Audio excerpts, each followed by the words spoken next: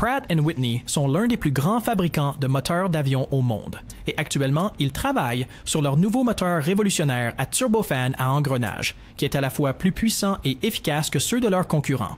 Mais d'abord, nous devons comprendre comment fonctionne le turbofan à engrenage. Ce type de moteur a une boîte de vitesse spéciale, entre le ventilateur à l'avant et la partie du moteur qui comprime l'air à une pression plus basse. Cela permet aux deux parties de fonctionner à leur vitesse optimale. Le but de cette conception est d'utiliser moins de carburant et de faire moins de bruit.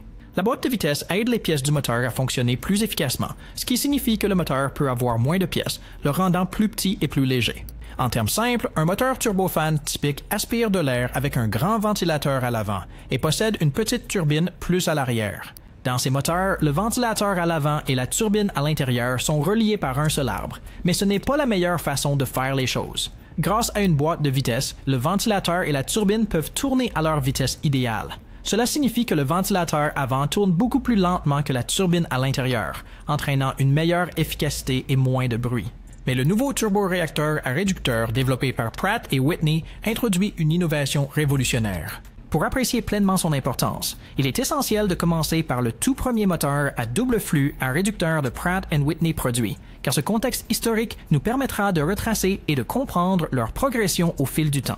Pratt & Whitney a compris que les moteurs à réaction pouvaient être beaucoup mieux, plus efficaces et plus silencieux. L'objectif était de réduire la consommation de carburant de jusqu'à 12%, de diminuer les émissions d'environ 15% et de réduire le bruit d'environ 31 décibels en ralentissant la vitesse aux extrémités du ventilateur du moteur. Pour y parvenir, ils ont dû inventer une technologie de moteur totalement nouvelle, qui s'est avérée être quelque chose de très simple, mais souvent négligé. Ajouter une boîte de vitesse entre le ventilateur et la turbine basse pression. Avant cela, il y avait un moteur turboréacteur nommé le V-Dueling 500 Superfan, créé au début des années 1980 par une équipe incluant Pratt & Whitney et Rolls-Royce. Ce moteur de taille intermédiaire pouvait produire environ 30 000 livres de poussée et représentait déjà un progrès dans l'économie de carburant et la réduction du bruit.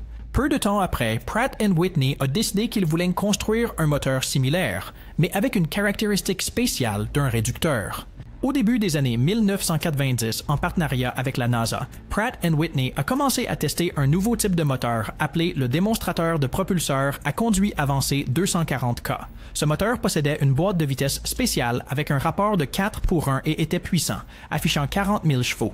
Le moteur était doté d'un grand ventilateur d'environ 3 mètres de diamètre, avec 18 pales composites à pas réversibles atteignant un taux de dilution très élevé de 15:1. Pour garder le moteur léger malgré sa taille, ils ont utilisé des matériaux composites pour à la fois la boîte de vitesse et le grand ventilateur.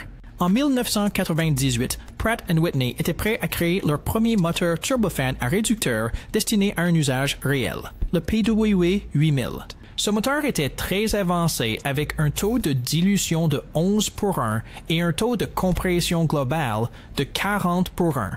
Il avait également moins d'étages de compresseurs, 13 au lieu des 22 utilisés dans leurs anciens moteurs V2500, pour des niveaux de poussée similaires.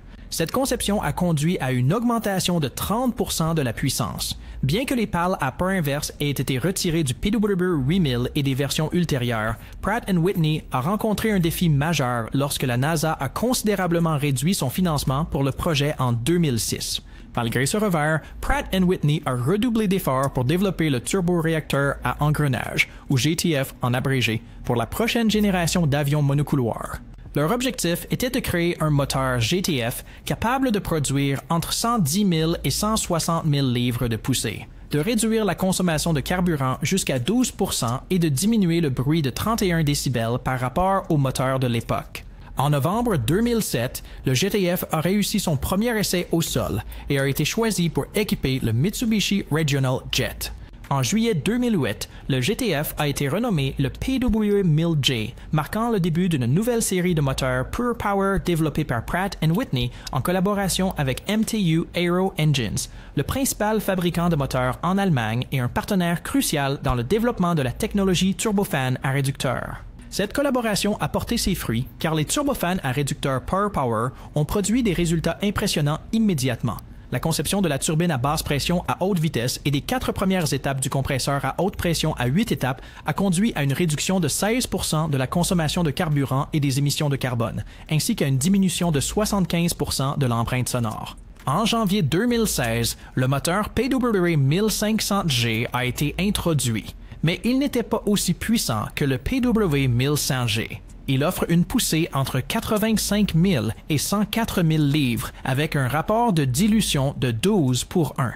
Ce moteur est utilisé exclusivement dans certains avions Airbus, spécifiquement la famille A220, et a été mis en service pour la première fois en juillet 2016. Le PW 1900G, similaire au PW 1500G en termes de poussée, offrant entre 76 000 et 120 000 livres de force et partageant le même rapport de dilution, est arrivé un peu plus tard, en avril 2018. Il est utilisé exclusivement dans l'Embraer E-Jet E2 série. Il existe aussi d'autres versions, comme le PW 1000, qui était destiné à être utilisé dans l'avion russe MC-21 avant que des sanctions ne soient imposées à la Russie. Le PW 2000 était prévu pour le Mitsubishi SpaceJet, qui a finalement été annulé. Ensuite, il y a le PW 1700, qui alimente une variante plus petite de l'Embraer E2. Ces développements ont eu lieu au début des années 2010. Pratt & Whitney travaille sur un nouveau moteur à très grand taux de dilution qui vise à être encore meilleur pour économiser du carburant et réduire le bruit. Cependant, il n'est pas encore prêt. Pour l'instant, l'attention est portée sur les moteurs à turbosoufflante à engrenage déjà disponibles. La prochaine étape consiste à comparer ces moteurs avec d'autres moteurs actuels et à venir pour déterminer lequel est le meilleur. Dans cette comparaison, le turboréacteur à réducteur affrontera 3 concurrents du GE9X de General Electric, ainsi que 2 moteurs qui n'ont pas encore été lancés, le CFM Rise de CFM International et l'Ultrafan de Rolls-Royce. Le GE9X est actuellement le moteur d'avion commercial le plus puissant disponible. C'est un turboréacteur à fort taux de dilution conçu spécifiquement pour le Boeing 777X, améliorant l'ancien moteur GE97. Le GE9X fournit une énorme poussée de 490 000 livres, ce qui, bien que légèrement inférieur aux 510 000 livres de son prédécesseur, le GE90, est 10% plus économe en carburant. Il a également un taux de dilution de 9,9:1 et un taux de compression global de 60:1. D'autre part, le CFM Rise, un moteur à rotor ouvert de CFM International, est l'étape suivante après le moteur à double flux CFM LEAP. Il est prévu d'être utilisé d'ici le milieu de l'année 2030, avec des tests en vol commençant en 2026. Les détails concernant les capacités du moteur CFM Rise restent confidentiels, mais on sait qu'il utilisera un récupérateur pour réchauffer l'air quittant le compresseur avant qu'il n'entre dans la chambre de combustion. Si nous le comparons à la version la plus puissante de son prédécesseur, le moteur CFM LEAP, le LEAP-1A, nous examinerions une poussée continue maximale de juste au-dessus de 140 000 livres, un taux de dilution de 11:1 et un rapport de pression globale entre 40:1 et 50:1, ce dernier au sommet de l'ascension de l'avion. L'Ultrafan de Rolls-Royce devrait comporter un système d'engrenage qui entraîne un ventilateur à pas variable, offrant un taux de dilution de 15:1 et un rapport de pression globale de 70:1. Lors de ses derniers tests, il a atteint une poussée de 85 000 livres, avec l'espoir d'atteindre 110 000 livres au moment de sa mise en service. Il vise également à être au moins 25% plus efficace en termes de consommation de carburant que les moteurs Trent 700 de première génération de Rolls-Royce et 10% plus efficace que les moteurs Trent XWB actuels. Bien qu'à première vue, ces chiffres ne semblent pas favoriser le turboréacteur à engrenage, surtout par rapport à la prochaine génération de moteurs d'avions commerciaux. Il est important de se rappeler que ces moteurs fonctionnent tous différemment. Même si le turboréacteur à engrenage semble actuellement en retard en comparaison, Pratt & Whitney travaille activement sur des améliorations et des développements qui pourraient faire une différence significative dans le avenir. Sur le marché des moteurs d'avion, General Electric domine avec une part de 55%. Pratt & Whitney suit avec 26% et Rolls-Royce détient 18%.